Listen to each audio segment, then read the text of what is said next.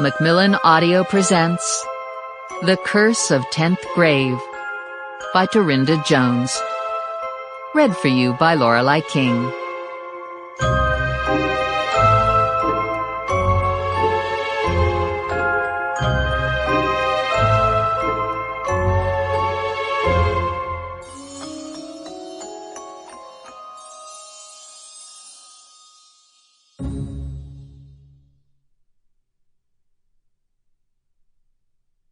Chapter 1.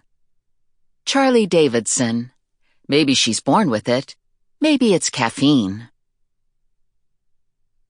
Ignoring the dead girl standing next to me, I crossed my bare feet on the cool windowsill, took a sip of piping hot coffee, and watched the emerging sunrise from my third-story apartment window. A soft yellow scaled the horizon and stretched across it like tendrils of food coloring suspended in water. Ribbons of pinks and oranges and purples quickly followed, the symphony of slow, exquisite seduction of the senses. Or it could have been if there weren't a dead girl standing next to me. She jutted out a tiny hip, anchored a fist onto it, and let loose a lengthy sigh of annoyance for my benefit. I continued to ignore her. There were few things in life more irritating than other people's children. Hell, perhaps. Been there, done that. But for the moment, the only thing complicating an otherwise serene morning was a tiny blonde-haired, blue-eyed beast in strawberry shortcake pajamas. "Are you going to read it to me or not?" she asked, referring to our recent ventures into Harry Potter land. I stopped what I was doing, which was basically trying not to drool into my cup.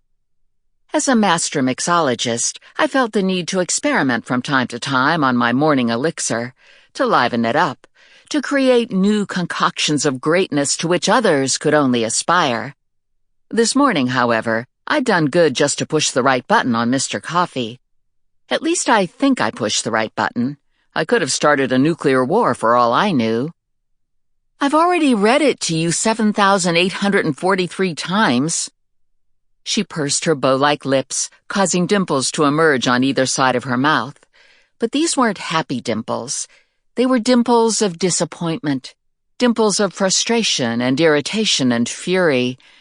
I hung my head in shame. Just kidding. I turned back toward the window and ignored her. "You've read it twice."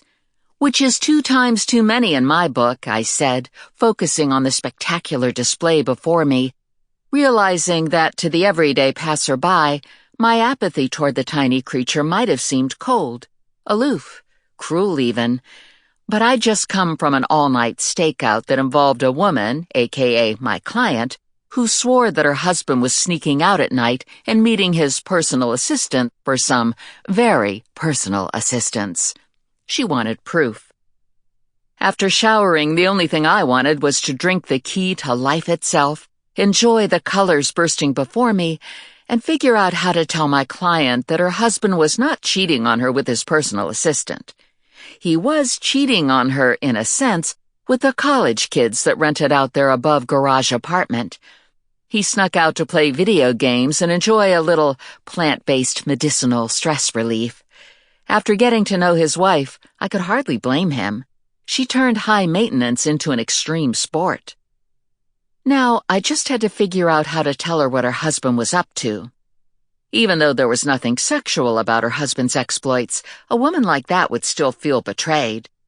If, however, I could put just the right spin on it, I could lessen the sting when I gave her the news. So instead of my original plan of saying, "Your husband is escaping you for a few blissful hours of recreation because you are cray-cray and he needs a break," I figured I could say something like, "Your husband is sneaking out to tutor the struggling college kids who rent out your apartment. He counsels them on how to stay focused no matter what life throws at them or who throws it, advises them on how to shake off a bad day or a bad marriage and push through. He even cautions them about the dangers of illegal drug use." Yeah. I nodded my head, quite proud of myself. That's it. Sample complete.